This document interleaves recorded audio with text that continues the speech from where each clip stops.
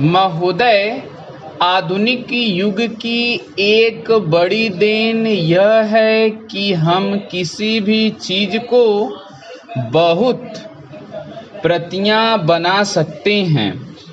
प्राचीन काल में यदि कोई पुस्तक लिखता था तो ग्रंथ की हस्तलिखित प्रति एक ही होती थी। उसकी यदि प्रतियां बनानी हुई तो दूसरे आदमी को पूरा ग्रंथ लिखना पड़ता था, जो बहुत ही व्ययसाध्य और श्रमसाध्य काम होता था। आज किसी ग्रंथ या वस्तु की प्रतियां केवल मुद्रणालय में ही नहीं बल्कि अन्य प्रकार से भी बन सकती हैं। एक का अनेक बना देना आज एक खेल सा हो गया है। यदि किसी अच्छे नाटककार ने मंच पर अच्छा खेल दिखलाया तो उसकी बड़ी ख्याति हुआ करती थी, पर वह नाटककार एक ही स्थान पर अपना खेल दिखला सकता था और यह भी नहीं कहा जा सकता कि एक ही खेल को यदि फिर से दिखलाना चाहे तो उसे उतनी ही कुशलता से दिखला सकेगा जितनी कुशलता से उसने पहली बार दिखलाया था।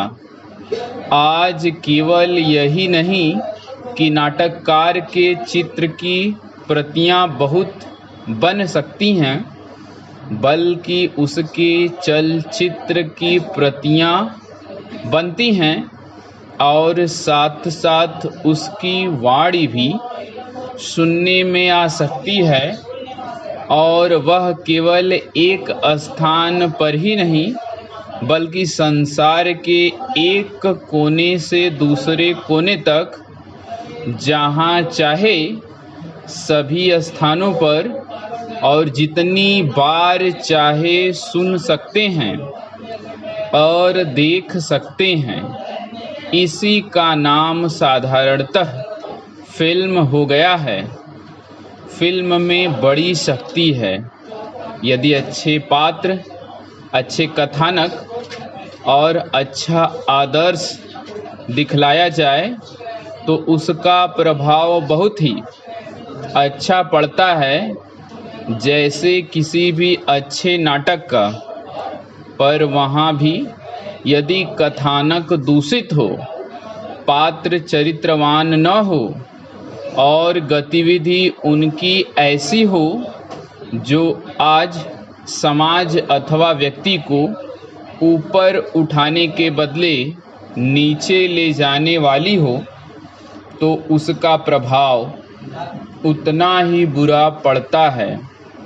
नाटक तो एक आदमी एक स्थान पर करके उसका भला या बुरा प्रभाव वहाँ बैठे हुए लोगों पर ही डाल सकता है।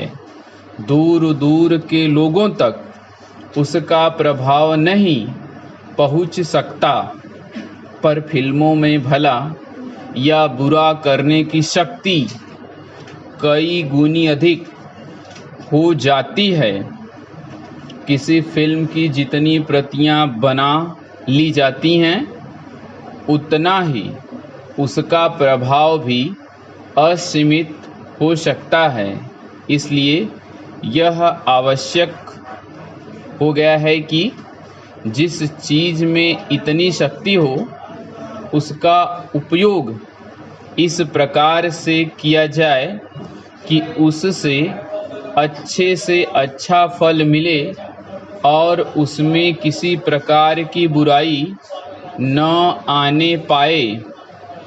आज सिनेमा का उपयोग 3 कामों में होता है: शिक्षा, मन बहलाव और प्रचार। ये तीनों काम जीवन में महत्वपूर्ण हैं। सिनेमा का उपयोग शिक्षा के काम में जितना बढ़ेगा, उतना ही हो सकता है, पर शर्त यह है कि कथानक शिक्षाप्रद हो और जो पद्धति अपनाई जाए वह ऐसी हो जिसके द्वारा शिक्षार्थियों को सच्ची शिक्षा मिल सके। जब मैं शिक्षा शब्द का उपयोग करता हूँ तो मेरे ध्यान में केवल बच्चों की ही शिक्षा नहीं है,